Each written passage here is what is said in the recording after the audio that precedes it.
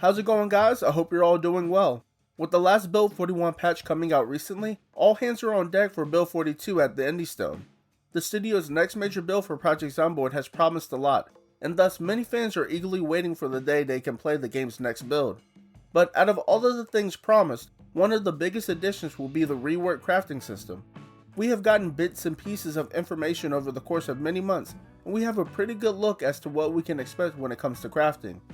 So, I went through dozens of blog posts and developer updates to gather up all the information about the crafting overhaul and put it in this video so you don't have to.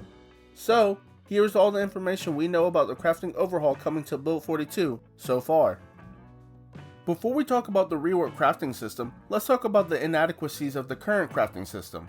So the current crafting system is pretty basic and lacking in any depth, which is unexpected for how in-depth the rest of Project Zomboid is.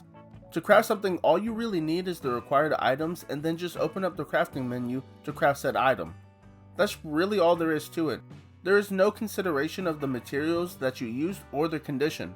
This is soon to change with the introduction of Build 42. The next major build of the game will introduce a new crafting system which will add in some much needed depth to this part of the game.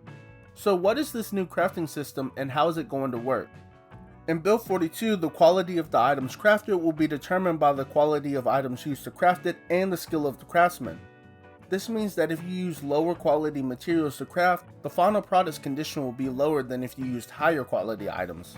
Also, it seems that the skill of the craftsman will have a hand in how effective or the overall condition of the product. Think of how if the character has a higher skill in cooking, the food that they cook will be more nutritious than if they just started leveling that skill. Additionally, items used in crafting will have more stats besides the condition to determine the quality and condition of the final product crafted. Coming with these changes are at least 10 crafting trees, each with their own crafting recipes and end products. These crafting trees will intermingle with each other, meaning that some ingredients may only be obtained by crafting them from other crafting trees. The goal is to not only make the crafting more expansive and realistic, but also to encourage player cooperation on multiplayer servers. If you play only on single player, don't worry about these changes as you will still be able to craft items from other crafting trees. This is in part due to the fact that these crafting trees will unlock as you craft items and read recipe books. If you have ever played Minecraft, think of how it unlocks crafting recipes once you pick up an ingredient used in a recipe instead of the RPG trope of using a skill point to unlock recipes. Some items and recipes may automatically be known if you choose a certain profession, like how different treatment sprays are automatically known if you choose the farmer profession. So what are the professions related to crafting? Well, I will make a video in the future with a lot more information about the changes to professions and the new professions coming in Build 42, but just to list those associated with crafting, there is the butcher, the leather worker, the herbalist, the brewer, the stoneworker, the potter, the carpenter, the tinkerer, the blacksmith, the tailor, the farmer, the fisher, and the hunter. Each of these professions will have their own workbench that is needed to craft certain items as well. Players will be able to craft these workbenches or find them in the world to use them. But let's take a closer look at one of these professions' crafting trees. Here, you can see the crafting tree for the bowmaker. As expected, the bowmaker can make bows, crossbows, arrows, and quivers. However, to make some of these items, ingredients from other crafting trees must be obtained first. For instance, the bowmaker can make arrow shafts, but can obtain arrowheads made from flint, iron, or steel, all of which are crafted from other crafting trees. To prove that these arrowheads can be crafted from other crafting trees, here is the stoneworker crafting tree. The stoneworker can find flint, crush it to produce flint chips, and then craft them to produce flint arrowheads, which feeds into the bowmaker crafting tree. While here, let's look at some of the things the stoneworker can make. They can produce plaster, bricks, cement, and concrete, all of which are used in building. They can also make fire strikers, salt, and more. These are just some of the items that we can see in these crafting trees, and there are over 10 professions with these crafting trees. So, what is the goal of adding in this new crafting system?